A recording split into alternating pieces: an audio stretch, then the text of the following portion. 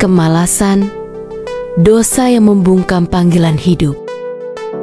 Hai pemalas, pergilah kepada semut, perhatikanlah lakunya dan jadilah bijak. Biarpun tidak ada pemimpinnya, pengaturnya, atau penguasanya, ia menyediakan rotinya di musim panas dan mengumpulkan makanannya pada waktu panen. Amsal 6 ayat 6-8. Kemalasan bukan hanya soal enggan bekerja atau terlalu lama rebahan. Lebih dalam dari itu, kemalasan adalah penolakan terhadap panggilan hidup dari Tuhan.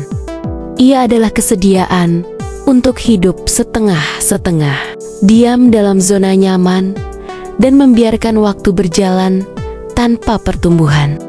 Ia adalah dosa yang membungkam semangat, memadamkan potensi, dan membekukan hati.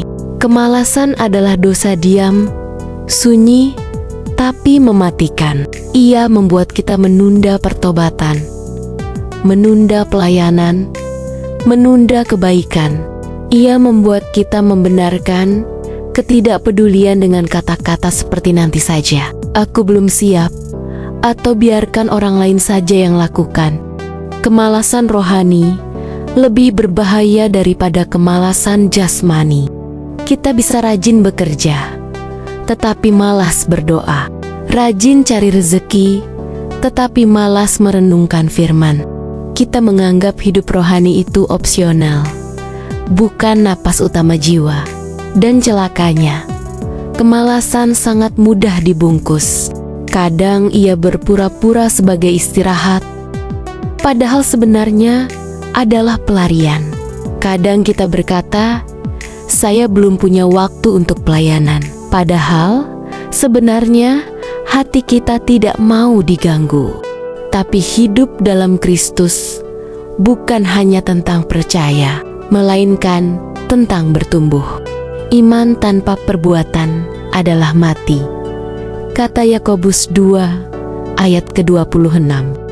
Maka kemalasan adalah bentuk iman yang perlahan mati tanpa suara, tanpa gejolak, hanya hilang arah.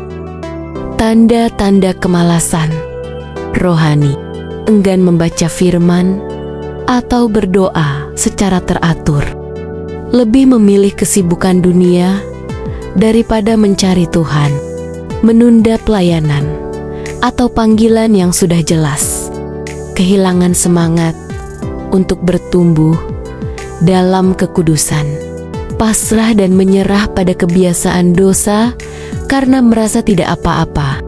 Kemalasan bukan masalah waktu, tapi masalah prioritas. Bukan berarti kita harus selalu sibuk tanpa istirahat. Tuhan pun memberi hari Sabat. Tapi jika istirahat kita justru mematikan api rohani, jika kenyamanan menjadi alasan untuk tidak bergerak dalam iman, itulah tanda bahaya.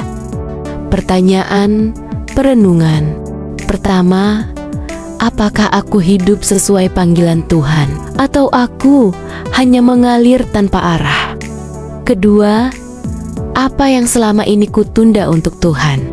Ketiga, apa bentuk kemalasan yang sedang menggerogoti imanku?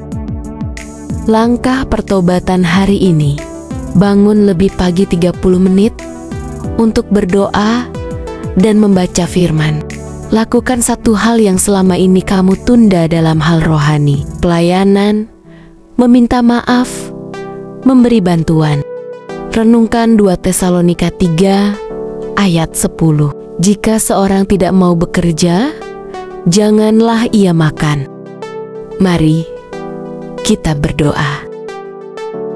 Tuhan yang setia, aku datang kepadamu dengan hati yang rendah dan jiwa yang lesu. Aku mengaku telah membiarkan waktu berlalu tanpa mengisi hidupku dengan tujuan surgawi.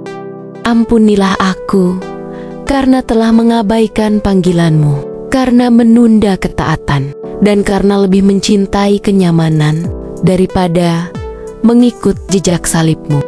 Ya Tuhan, Aku tidak ingin hidup hanya untuk diriku sendiri. Aku tidak ingin menjadi hamba yang menyembunyikan talenta karena takut, karena malas, atau karena tidak peduli. Bangkitkan semangat dalam jiwaku. Tiupkan kembali api Roh Kudus yang dulu pernah menyala. Hidupkan panggilanku dan buat aku bergerak meski perlahan, asalkan setia. Ajari aku untuk mengisi hari dengan hal yang kekal, untuk tidak membiarkan dosaku berdiam, dan untuk tidak pasrah dalam kejatuhan.